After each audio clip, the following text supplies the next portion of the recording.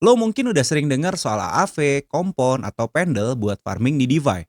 Tapi ada satu protokol yang menurut gue masih underrated. Padahal fiturnya lengkap dan cocok buat lo yang pengen farming yield tanpa ribet. Namanya Morpho. Di video ini, gue bakal bahas cara kerja Morpho Market dan Vault, gimana lo bisa supply atau borrow, resiko likuidasi dan cara kerja Oracle, dan strategi farming DeFi yang aman tapi tetap cuan. Apa itu Morpho? Morpho adalah protokol pinjam-meminjam terdesentralisasi yang ngasih lo dua pilihan farming. Morpho Market buat lo yang mau kontrol penuh dan eksperimen strategi, dan Morpho Vault buat lo yang mau hasil pasif tanpa repot mikir strategi. Protokol ini fleksibel dan open access, siapapun bisa join. Di Morpho Market, lo bisa supply aset lo atau pinjam aset lain dengan jaminan. Struktur marketnya terisolasi dan gampang dimengerti. Fitur utama market adalah satu aset, satu jaminan. Jadi kalau lu mau gadai Bitcoin di sini, lu bisa pinjam USDC. Dan kalau nanti ini terlikuidasi karena harga Bitcoinnya turun misalkan, ini cuma menanggung resiko di sini aja, tidak akan kena di aset kita yang lain. Jadi setiap market punya resikonya masing-masing. Dan ini cocok buat lo yang ngerti tentang leverage dan mau kontrol penuh atas posisi. Dan suka eksperimen farming, misalkan suka strategi looping, delta netral, dan sebagainya. Tapi kalau lo nggak mau ribet dan cuma mau pasif, Morpho juga punya fitur Vault atau Earn. Cara kerjanya, lo tinggal deposit satu jenis aset, misalkan USDC. Vault lo bakal nyebar modal lo ke berbagai market Morpho secara otomatis. Kurator atau pengelola akan pilih strategi terbaik berdasarkan risk dan reward. Lo dapat yield dan bisa tarik kapan aja selama ada likuiditas. Vault ini cocok banget buat lo yang baru masuk DeFi, pekerja kantoran yang nggak mau mantau chart, atau farmer yang pengen auto cuan. Gimana cara kita mulai untuk menggunakan Morpho? Yang pertama, kita harus tahu Morpho ini per video ini kita buat, itu menyediakan dua layanan jaringan. Yang pertama, lo bisa pilih mau pakai Base atau Ethereum. Untuk yang main modal di bawah 1000 US dollar, gue rekomendasiin lo pakai Base. Karena Ethereum ini termasuk mahal. Tapi kalau lu rasa projectnya potensi dan lu tetap mau pakai Ethereum juga nggak masalah. Perhitungkan gas fee-nya. Kalau Base, per setiap transaksi ini cukup murah dan lumayan lengkap juga untuk Base ataupun Ethereum. Jadi tentukan dulu jaringan yang lu mau gunakan. Misalkan, gua mau ngelooping reservoir USD jadi RUSD. Per video ini kita buat, misalkan ini ada dapat yield bearing 69% dan kalau gue pinjem gue hanya bayar 5%. Berarti kalau gue ngelooping, gue cuan. Gue punya 10.000 SRUSD, gue pinjem RUSD, gue dapat selisih masih. Dan ini gue bisa lakukan berkali-kali, namanya looping. Misalkan, gue mau gadai Bitcoin gue dari exchanger. Yang pertama gue harus lakuin adalah, gue keluarin dulu aset ke jaringan ini. Oke, untuk Bitcoin itu tidak ada di jaringan Ethereum atau Base sebenarnya.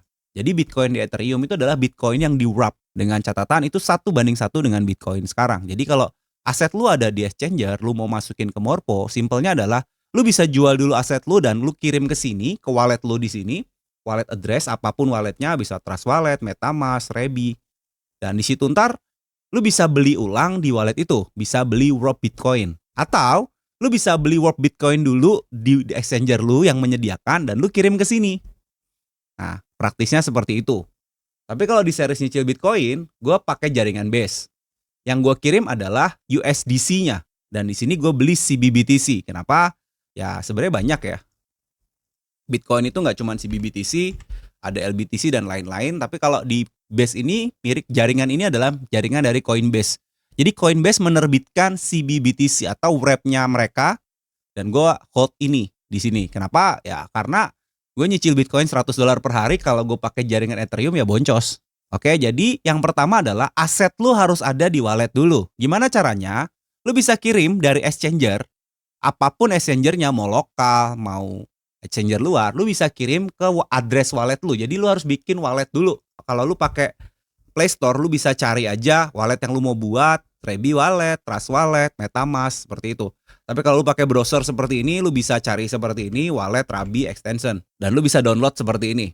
Kemudian lu regis, nanti wallet inilah yang lu akan isi saldo. Oke? Sebelumnya lu tentuin dulu nih, mau Base atau Ethereum. Tapi anggap aja kita sebagai pemula, kita pakai jaringan Base deh untuk memulai. Ya lu kirim juga Ethereum mungkin $1-5 di jaringan Base ke wallet lu. seperti ini tampilannya, ya kan?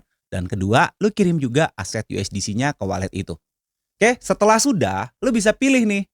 Misalkan, gue mau beli Bitcoin, misalkan ya. Gue mau beli CBBTC ya, seperti strategi nyicil Bitcoin kita beli CBBTC, terus kita mau gadai. Ya, kita bisa supply di sini sebagai as a collateral. Setelah USDC lu udah nyampe di wallet lu bisa pilih nih. Yang pertama, strategi paling simpel adalah earn. Earn tuh mirip deposit, mirip staking lah. Tapi duit ini diputer sama kurator, diputer ke berbagai project yang menurut mereka cuan dan itu otomatis. Jadi lu tinggal pilih aja. Gue mau pakai kurator A, kurator B, kurator C. Misalkan aset lu saat ini adalah USDC. Nah, lu bisa taruh di Clearstar Eden dan lu bisa dapat poin dari Eden. Juga dapat yield 6%. Lumayan, lumayan. Lumayan kan? Nah, belum lagi nih ada RayUSD, lu bisa dapat poin-poinnya juga. Ini lu bisa lihat karena dijelasin di sini USDC rewardnya atau dalam bentuk Morpho atau dalam bentuk koin-koin lainnya. Jadi sesimpel itu kalau lu hanya mau manfaatin fitur earn-nya. Dan ini nggak cuman USDC, lu juga bisa deposit misalkan Bitcoin. Tapi memang yieldnya nggak gede. Lu bisa deposit CBBTC atau LBTC. Dan kalau di jaringan Ethereum, nah lu bisa deposit LBTC, WBTC, macam-macam lah. Ini ada APY-nya. Tapi menurut gua kalau lu deposit Bitcoin langsung itu kecil banget APY-nya ketimbang lu deposit stablecoin-nya. Tapi kan kembali lagi itu strategi tiap orang beda-beda. Kali ini kita nggak bahas strateginya, kita bahas cara pakainya. Oke, ini sekilas soal earn-nya. Lu bisa explore sendiri, lu bisa mulai taruh duitnya. Dan kalau lu mau explore, saran gua lu pakai yang jaringan base karena lebih murah. Lu mau keluar masuk juga itu murah banget. Oke, yang kedua kita mau bahas yang borrow atau market. Jadi di borrow ini lu harus punya kolateral dulu. Nah, gue nggak rekom kalau lu menggadai USDC ya. Tapi biasanya gue pakai strategi gue beli stablecoin, contohnya CUSDO. Gue beli Open Eden stablecoin, pakai USDC gue, lalu gue pinjem USDC. Nah, gue akan bayar bunga segini, tapi gue juga dapat poin dari Eden. Kurang lebih seperti itu. Oke, tapi biasanya kalau di aset Morpho ini kita juga bisa gadai misalkan Bitcoin kita mau nyicil Bitcoin, kita bisa gadai di Morpho sini. Jadi sesimpel itu cara pakainya, cara kerjanya, dan yang harus diperhatikan, jangan lupa adalah resiko likuidasi. Di sini ada tulisan LTV. Ya, misalkan gue gadai CBBTC dengan LTV 86%. Oke, berarti nanti ketika harganya LTV gue 86%, aset gue akan terlikuidasi. Berapa nilai penaltinya? Setiap vault berbeda-beda. Jadi kalau bisa jaga jangan sampai terkena likuidasi. Karena posisi kita bisa dipaksa jual dan aset kita bisa berkurang. Kita bisa kena penalti fee. Setahu gue likuidasi ini tidak habis asetnya tapi berkurang. Itu tadi sekilas tentang Morpho. Kalau lu mau explore, saran gue lu coba dulu dengan saldo kecil. Tapi tentukan dulu jaringan yang lu mau pakai. Nah, ini pun adalah salah satu opsi DeFi untuk borrow dan lending. Juga buat looping. Buat yang nggak tahu strategi looping simpelnya kayak gini nih. Gue punya SRUSD, lalu gue borrow RUSD. Per video ini kita buat, kalau gue hold SRUSD, gue dapet SRUSD yield bearing. Jadi gue dapet 6,1%. Dan ketika gue borrow, jadi SRUSD gue itu akan menghasilkan return 0,19% pas gue jual atau pas gue swap lagi ke RUSD. Nah, dan gue bisa borrow ini. Contoh nih, gue punya $1.000 atau $10.000 SRUSD, gue bisa pinjam 9.000 RUSD. Nah, RUSD gue beliin lagi SRUSD, gue pinjem lagi 9.000, gue pinjem lagi mungkin 8.000, ya kan? Karena masih cuan dari selisih bunga, terus gue lakuin seperti itu. Itu namanya looping, gitu. Jadi itu salah satu strategi looping yang lu bisa gunakan di Morpho.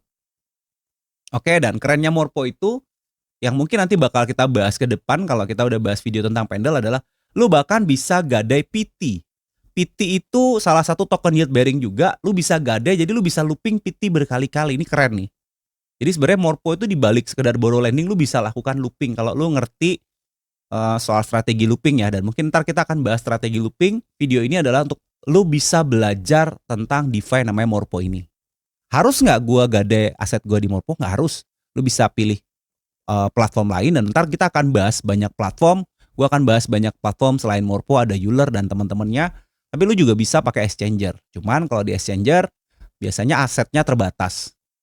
Oke, dan mungkin earn-nya nggak gede ya. Kalau di exchanger tuh earn-nya nggak segede gini. Tapi kalau bunga oke lah, mungkin masih bersaing. Oke, sekian video dari kita tentang Morpho. Kalau lu bingung atau mau nanya-nanya terkait Morpho, pastikan lu udah nonton video ini. Kita bisa ngobrol-ngobrol di grup Telegram. Gue udah kasih linknya di deskripsi. Oke, kita bisa lanjut ngobrol, tanya jawab di sana. Oke.